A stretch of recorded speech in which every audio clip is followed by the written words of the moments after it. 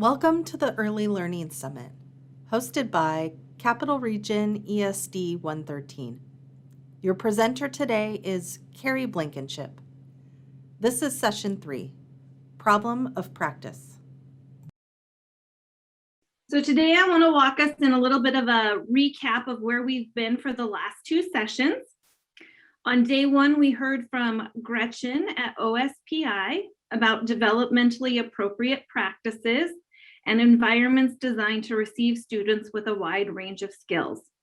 She shared the WACs and the RCWs regarding the requirements for enrollment to guide our enrollment for the fall.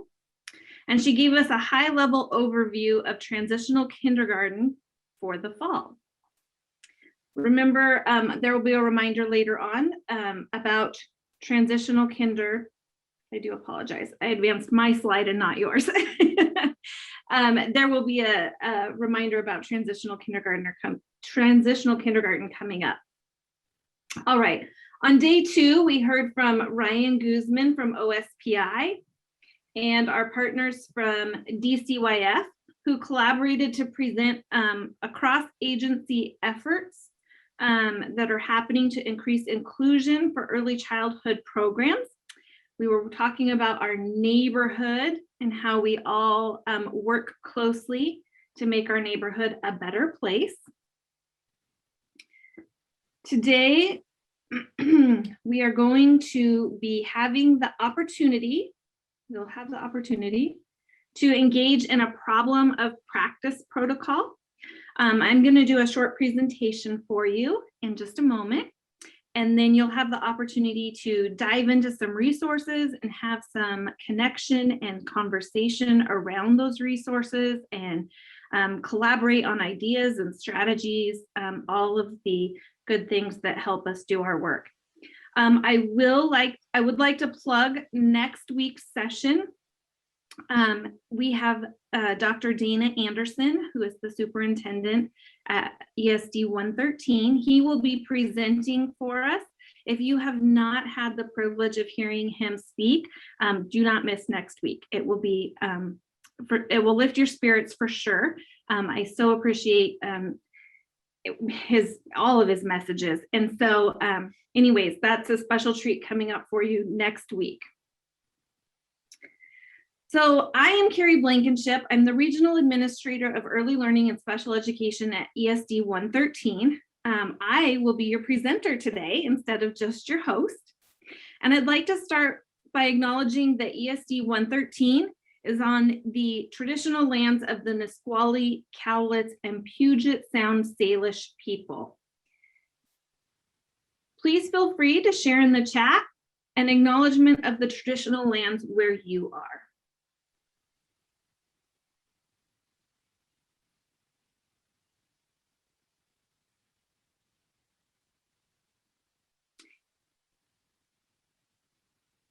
Interesting side note, traveling through the southern part of our state this last weekend, and the topic came up of the Ilani Casino that's down near exit 14. And we said, I wonder what Ilani means. And so I looked it up and it led me on this whole thing. Ilani is a word that means to speak through music. And the tribe down there finally was recognized after 160 years. Their application was finally recognized. I thought that was impressive. All right, and we would like to acknowledge, I'm working on two screens here, you all, just bear with me, please. We like to acknowledge the racial injustices that have been around and take a moment of silence. You can read our acknowledgement statement here, and we would like to open up this space for persons of color and communities to respond and acknowledge in this acknowledgement first.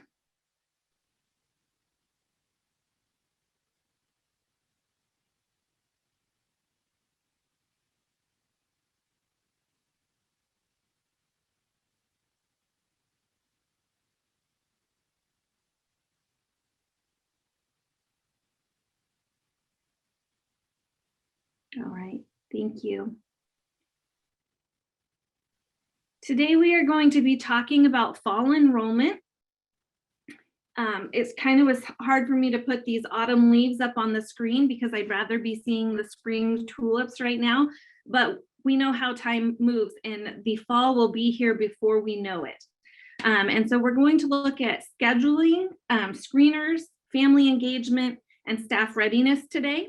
I'm going to kind of hit high level on some of these, but we're going to touch on all of them before we go into our problem of practice. All right. So to begin our conversation, I want to talk about scheduling for success. When we're thinking about how we use our time in the fall, the question was raised if we could have like a delayed start or a slow start for kindergarten as they're coming in, or maybe for our first graders.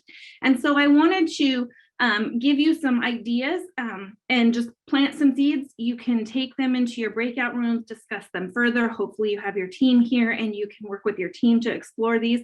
But I wanted to plant the idea of beginning the conversation with our families early. Many districts this year reported that having the opportunity to engage with their kindergartners over Zoom for so long before they actually came to the building was great. It was when they came to the building, there were no tears, there were no dramatic goodbyes. The kids knew their teachers, they knew their friends, they were totally ready and willing to go into this environment and looking forward to it. So carrying that sentiment forward, whether we are in person, virtual, hybrid, whatever may happen between now and August, September, what elements of that can we take forward in meeting our kids and our families this next year? I think scheduling calls with families before school starts might be a great idea. I took this class when I was in program. I did my program entirely online. I had one professor who scheduled phone calls with us about 10 days before the class started. And I thought, oh my goodness, why is this professor like hunting me down? Well, little did I know, like he totally wanted to know about me and my situation and what I was working through. And all throughout my 6 weeks in his class, our communications were all very personal and relevant to exactly where I was. And when I had any struggles, he could connect. And him reaching out in that capacity set a totally different tone for that class and all of my future work in the university. And so I was very thankful. Thinking about that as an opportunity, if we maybe schedule time with our parents when it's convenient for them to make those connections and start establishing a relationship.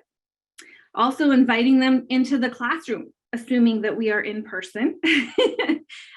Maybe they can schedule a time where you're in there prepping your classroom, but they can bring their kiddo by one-on-one before school starts. That could be an opportunity for you to connect and make a relationship, say hi to your kiddo. But I also think that, again, those virtual gatherings could be really powerful for our students to not only get to see your face, but get to see the other kids who will be in their class. And so I'm thinking that if you focus on relationship building during these initial interactions, get to know you activities, hear their stories, it will go a long way. The intent of this should always be relationship focused. Before school, it's just to get to know you, whether it's the kids or the parents. Put away your checklist, put away your materials, and just focus on them. Hear their story, ask them questions, get to know each other. You're going to spend 180 days interacting with these people and their child. A good relationship will go a long way.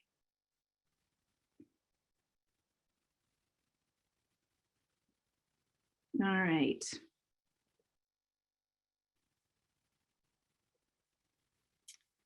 Use of screeners. So when we're using screeners, we've heard of screeners for grade level transitions. We've heard of screeners for the beginning of kindergarten. Everybody's taken part in kindergarten roundup. What are we looking for on those screeners? What is our purpose for using them? Sorry, I'm advancing my slides here. Screening processes are tricky. They've kind of become this staple in our landscape, and we don't see what's wrong with them. They're just what we do, right? But screening processes can easily fail to capture all that a child knows and can do, or even areas of concern. Students arrive at school with a wide range of skill development. And when they're meeting new people and new adults and they're in a new setting, you're probably not going to see the best that they have to give you. You're not going to see all that they have. They're going to be shy. They're going to be timid. Some of them will be extremely outgoing. That would be the case of my kids. They don't meet strangers, but most kids are in some way going to be slightly reserved from what they were. And they may be feeding off their parents. If this is a first child, I was talking with some of my colleagues today about this. If it's your first child and this is the first time you're bringing somebody to school, you may not know what to expect as a parent. And that apprehension can sometimes rub off on kids. I've also heard of some horror stories that have scared other parents. When parents have brought their kids to school and they've been doing all the things, right? We've done mommy and me play groups. We've done the reading group at the library. We have stories, we have blocks, we have play. We do all the things, and they get to school and they go through the screening process, and guess what they hear? Your kiddo's a bit behind. And they're like, oh my goodness, how can my kid be behind? And parents are traumatized by this. Like, we don't want to think of ourselves as bad parents. And how did we not know? And there's a culture out there of we've got to be so far ahead of this, and we've got to have these kiddos, knowing all things before they come to kindergarten. And it's simply not accurate.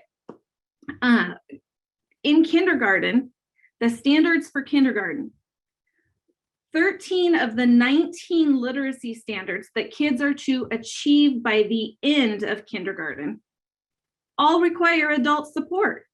13 of 19. They're doing skills with adult support. They are not independent at this, including writing skills. The end goal for writing in kindergarten is to be able to draw some form of a picture with some utensil and tell a story about it.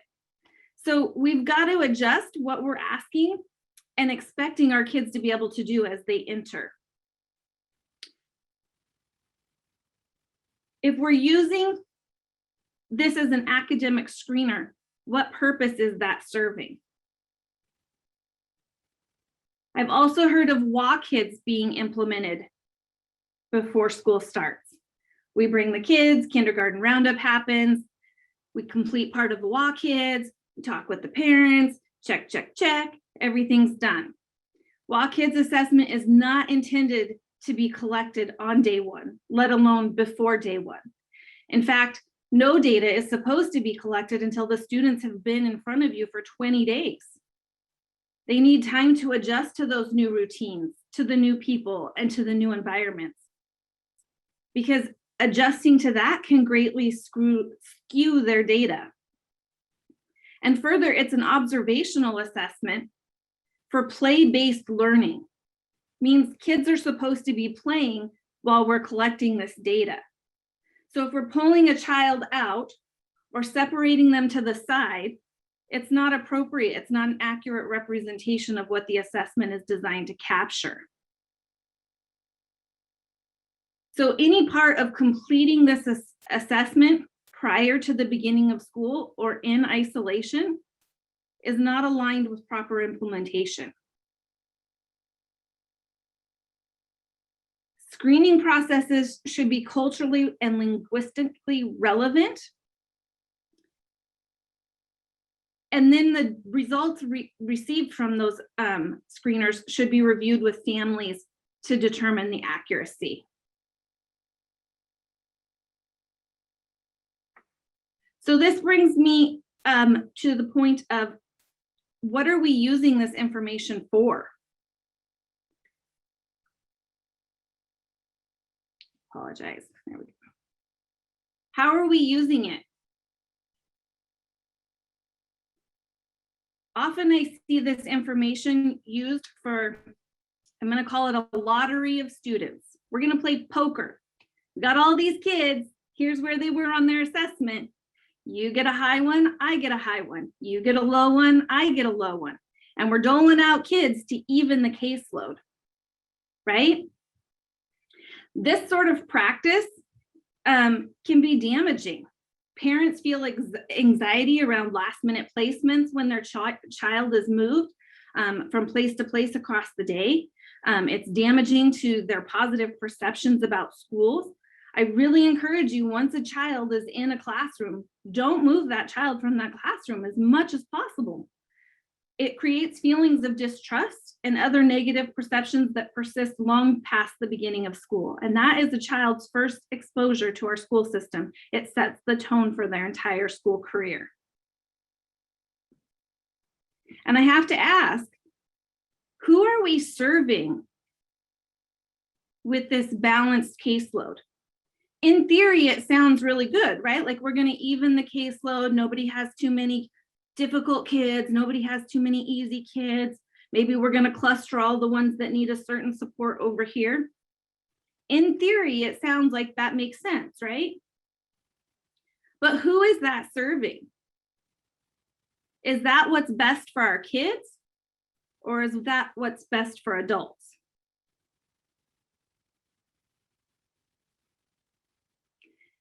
The number one influence on skill development and remediation for kids is peer interaction, being able to hear their peers think. If we don't allow kids to be intermixed how they are, they're losing out on access to that rich opportunity to learn from their peers. I've seen this in walk to read models, where we put all the kids of one skill level in one class and all the kids of another skill level in another class. Guess what happens to the kids that are lacking skills? Nobody in the class knows how to talk about the story. We have no peer models to model that for them. We can have a teacher telling them, but that's not as effective as if they hear their peers thinking and explaining and reasoning. So we've got to think about who we are serving with these screeners. The only time we should be using a screener is to create access and to ensure safety. By creating access, I mean understanding a child's specific needs. If we have a student who has mobility issues, we need to make sure that they can safely access not just the classroom they're going into, but the entire building. We need to ensure that they can navigate the hallways, the lunchroom, the playground safely with their mobility conditions.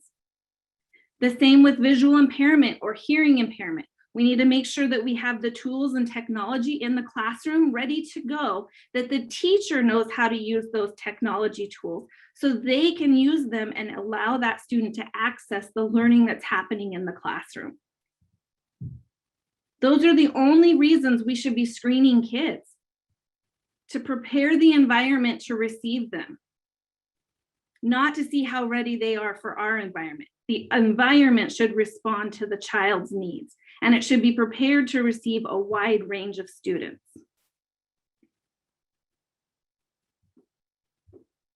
I'm gonna let you read this quote for a moment.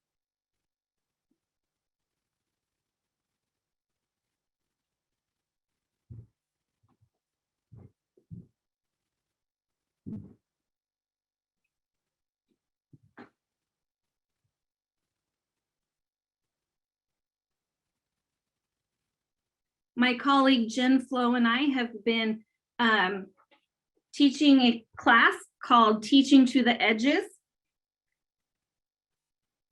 And after our first session, this was the reflection of one of our participants. And I just thought it was fitting when we're talking about screeners.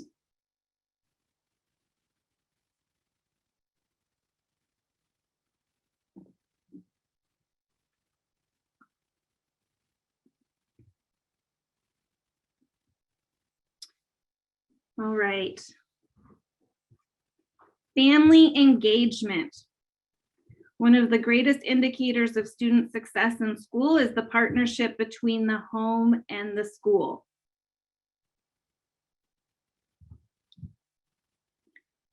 This relationship needs to be culturally responsive. We need to be mindful of what values our families hold. We need to be mindful of what things they enjoy doing, how they spend their time. What language do they speak at home? Is it a first language, second language, bilingual? How do they interact? What dietary needs do they have?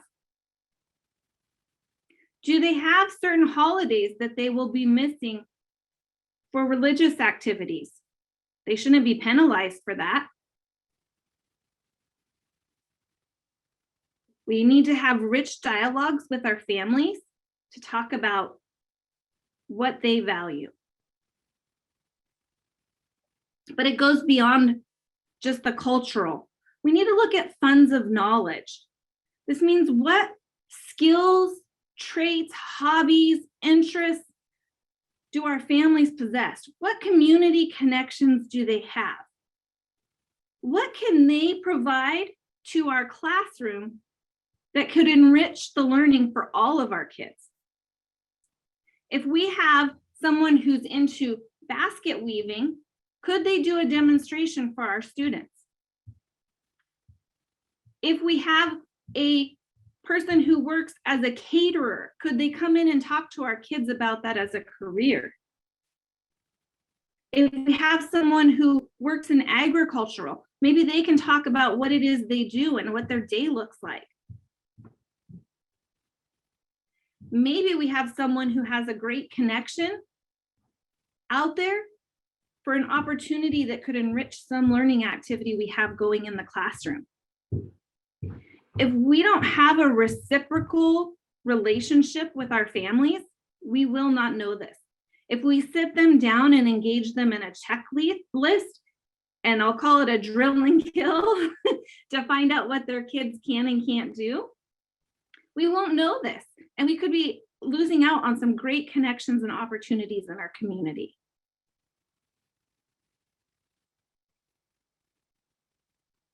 We also need to know what are their aspirations. And this comes to me a lot. My background is in special education. We need to know when we're receiving a family's child, their flesh and blood, their responsibility. They may not be their own flesh and blood. They could have adopted this child. They could be foster parenting. But at the end of the day, they are responsible for this child's well-being and they are fully invested in that child. What is it that they're hoping for that child? Have they had conversations with the kiddo about what they want to do? Do they know where the family value, what the family values are? Maybe there's a family business that they're going into. What does the family hope for? We have to recognize that this open and honest dialogue needs to be casual. It can't be forced. It develops over time. There's very few people in this world that you'll walk up to and strike up an instantaneous friendship with, right? That you just open your doors and say, here's my soul. Not that I want you to be your counselor or your therapist for your parents. We know some of them go there, right? But we do want to have this relationship where we can share, we can check in. We know what's going on with the family. It's going to help us, it's going to help them, and we can partner to better serve the kids. We need to be respectful of what they do, where they are, what they value, their past, their future, what they're trying to accomplish, and their parenting style. Whether we agree with it or not, we have to work together. And whatever decisions and communication we make needs to honor the family as the child's first and primary teacher. Everything that child has learned prior to them coming to you, whether they are entering preschool, whether they are entering kindergarten, whether they are 8 years old entering 3rd grade, it has come from their family. It has been filtered through their family lens. It has been filtered through their life experiences. And we have to honor that.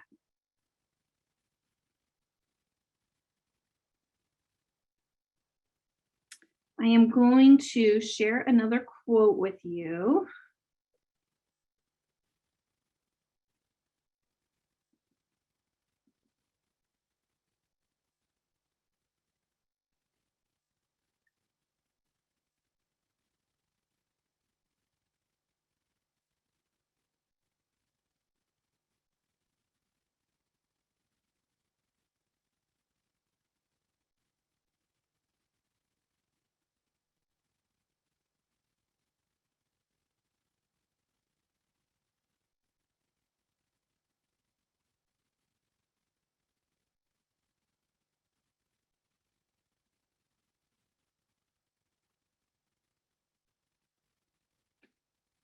This really resonated with me. As an adult, I made drastic lifestyle changes.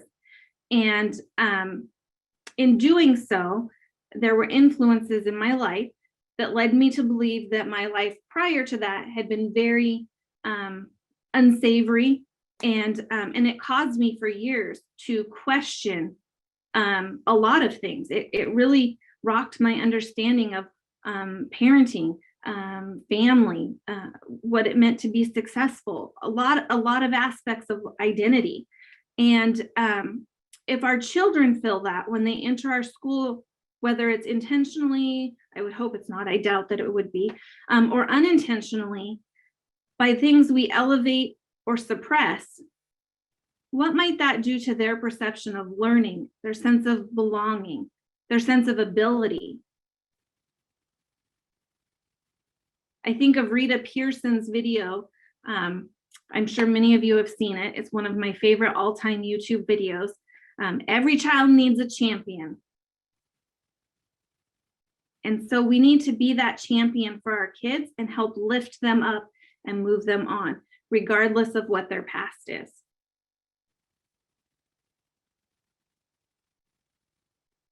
All right. This is a lot different than what we're used to in traditional preparation for school. I've just said, don't screen kids, don't pre-sort your classes, right? Talk to your parents before school starts, make yourself available, all these things. So there's a lot of different things that I've put out there. Some of it is contrary to traditional practices. It may be contrary to contract language, but at the end of the day, it's best practice. And it comes down to, what kind of success do you want to set yourself up for? You're serving families, you're serving kids, but you're really determining the flow of your work and the load that you'll be lifting for the next 180 school days. So you are determining for yourself how you will set that work. So I just want to put that out there. All right. Structuring the environment. If we have 1st, 2nd, 3rd grade teachers who have kids that have not previously been in school, we might need to think about helping them be mindful of all the little nuances that go into structuring an environment to teach routines and rituals that help guide our day. Usually in 1st grade, you inherit kiddos that attended school for 180 days. They're used to this routine of the teacher's going to tell me how we act in the class, and then we do it. And I won't say that they all do it perfectly every day. We know that's not true, but we know the flow of the game, right? And so when you get a student who's never been in school before and they've been at home, their school day may have looked entirely different, whether they were enrolled online or not attending school at all. And so they need to learn how to learn routines, learn rituals. The routines being the kind of unspoken, silent things that happen that are only observed in the classroom that hold the day together and keep it moving forward. Rituals being the larger activities that keep structure and order in the classroom. So your classroom meeting in the morning would be a ritual. Your routine for entering the classroom, whether it be hanging up your coat, putting your lunchbox away, turning in any papers, that's a routine. What routines need to be in place to manage all of your transitions and all of the shifts during the day? What rituals can you put in place in your classroom, or do you have in place in your classroom, that keep the structure of the community together, that create that safe space for your kids, that consistent space where they know when they come to Mr. Jim's classroom, they know what they're going to get, right? Being mindful of that. And so partnering together, first grade teachers, second grade teachers, don't be afraid to talk to your kinder teachers. They're experts at teaching routines and rituals. Preschool teachers as well, if you have them in your building, you're lucky. But we have to alter the narrative. We have to start thinking differently about how we engage with our kids and how we manage others' perceptions as well. So when we're walking down the hallway and we bump into whoever, Sally the secretary, Susie the janitor, or the bus driver, whoever it is that we're running into, the teacher from across the way, there's narratives that happen. There's narratives with parents. And there's some narratives that are very harmful to our perception of our students and to their success in our buildings. And we need to be prepared to kind of shift that, especially when we're talking about changing the way we do things traditionally. One of those this year in particular is this notion of learning loss. I'm sure many of you have heard this talked about. The kids have lost so much opportunity to learn. It's just opportunity, and it's not even learning loss. I guarantee you, kids at home have been learning something. They're not sitting there void of absorption of anything. They've been engaged in activities, whatever that may look like, with their family, with the neighborhood kids, with their pets, with their own thoughts. They've been learning something. And I'm just going to say that. It is not learning loss. You cannot lose learning if you haven't already gained it. You can lose instruction, you can lose that opportunity, but you can't lose knowledge you haven't yet gained. So we need to get rid of this narrative that our kids are coming to us behind. We are in a whole new ballgame here. We need to use formative assessment to gauge where our kids are at, and then move them as far as we can towards those old standards we had. Well, that we still have, but that guided us in the past. But we need to recognize that our kids have very different experiences this year, and that's okay. And you know what? It's okay for you if at the end of the year, not all of your kids end up at that really high spot of those standards. We know the standards were stretched before this. They're going to guide us, and we're going to move towards that. But let's embrace our kids where they are and take them as far as we can. They're not lost. They're not behind. They just need instruction. Low kids. I hear this all the time. These kids are so low. These kids came to me so low. Are they low, or have they not gotten instruction? Like, figure out where they're at. We've got some tools to do that. We've got some developmental progressions. You guys will have an opportunity to explore those later. Identify what they can do. Let's come from a strengths-based place. If we're only talking about how low our kids are, it doesn't leave us anywhere to start. It's like knocking the bottom out of the bucket and trying to hold water. you've got no place to go. It's just going to run out. If you put a foundation underneath them and figure out where they are with formative assessment, we can build from there. We've got all kinds of tools that have created to let us know how skills develop, what steps come next in learning a skill. We can go and we can build on this, but we've got to shift our mindset. We have to stop thinking of them as just being low or behind and get really specific about what is it that they can do, recognizing those strengths. And I just encourage you, as we're talking about shifting this mindset and altering these narratives, that you're going to hear from coworkers and families and neighbors and maybe even kids themselves. Who knows what conversations they've been listening to. Develop your mantra. What are the key things that you are going to say in response to that will start shifting that narrative? I had a supervisor, and she came into our district and was really working to change some mindsets and shift some practices.